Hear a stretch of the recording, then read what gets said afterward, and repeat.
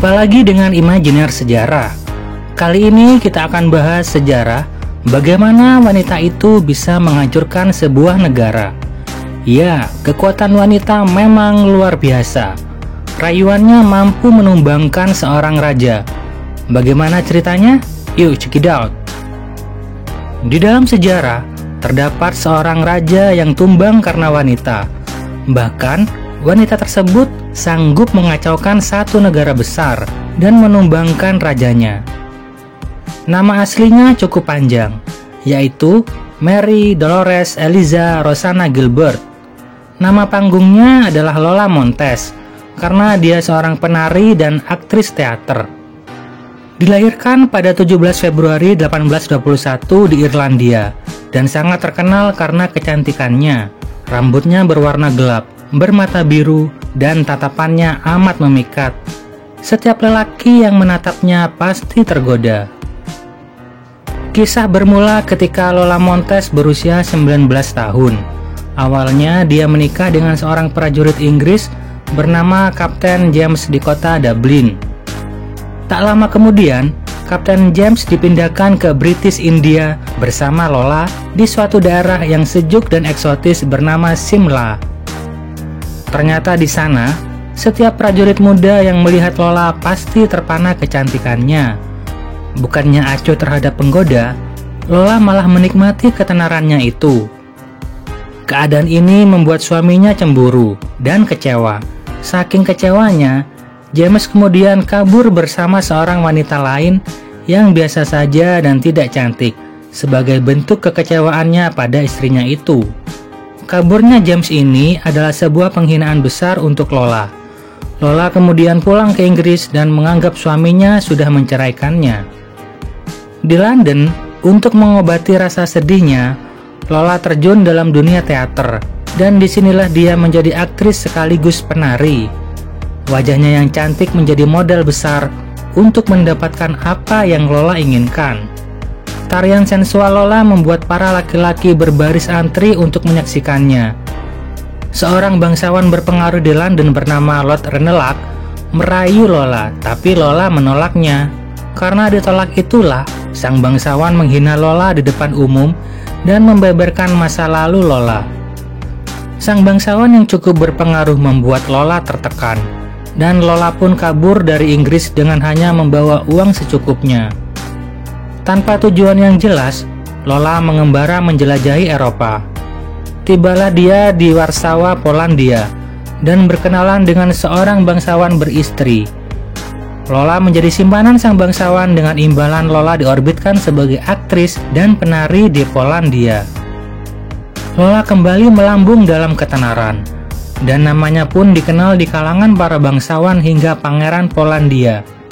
Pangeran Polandia bernama Paskiewicz tergila-gila padanya. Tetapi Lola tidak tertarik sama sekali kepada Pangeran Polandia itu.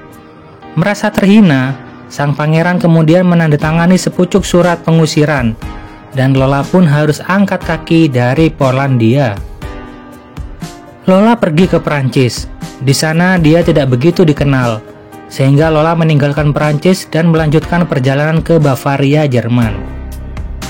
Ketika Lola tiba di Munich, ibu kota kerajaan Bavaria, para bangsawan, pejabat, dan para agamawan di kota itu menganggap Lola adalah sebuah ancaman, karena mereka sudah tahu latar belakang Lola.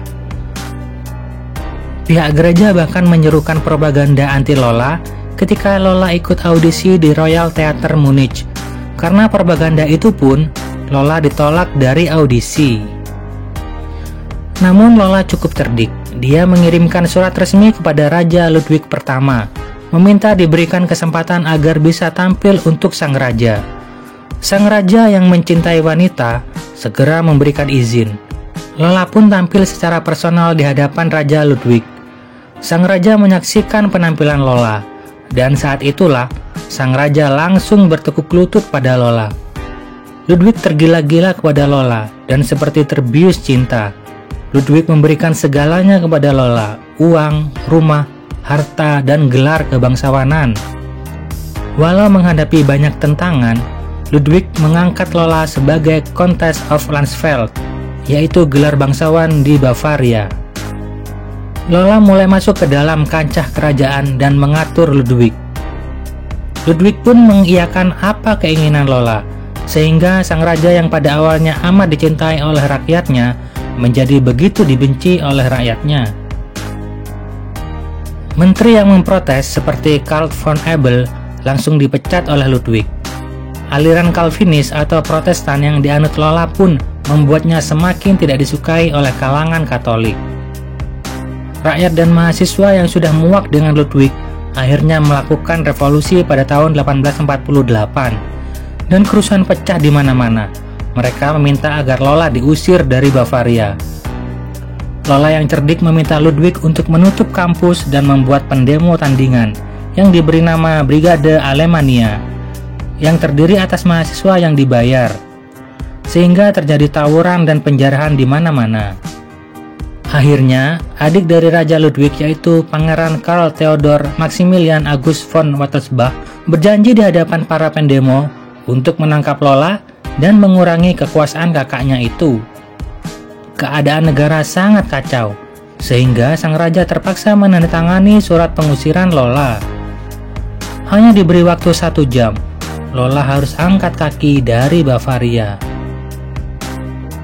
Dia tidak sempat merapikan barang-barangnya, hanya beberapa perhiasan saja yang dibawanya. Ketika Lola sudah pergi dengan menaiki kereta kuda, rumahnya yang mewah, pemberian Ludwig langsung diserbu massa dan dijarah.